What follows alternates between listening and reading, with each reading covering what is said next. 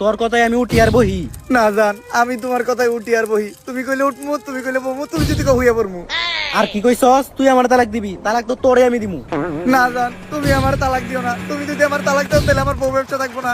আর বউ ব্যবসা না থাকলে আমার ভিক্ষা করে খাওয়া ছাড়া কোনো উপায় থাকবো না। কারণ এমনিতে আমাকে কাপড় লাগার কোনো মেরুদণ্ড নাই, কোনো কাজ কাম করে খাইতে পারি না, তাই তো বউ ইচ্ছা খাই। আর এমনিতেই ঘরের সব কাম কাজ তো আমি করি, তোমার যেতে খালি ভিডিওটাই করাই। তাই তুমি প্লিজ আমার তালাক দিও না।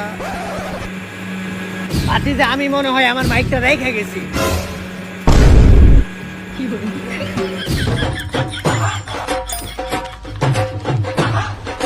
থাইক ভাতিজা, তুমি নিয়ে আইও।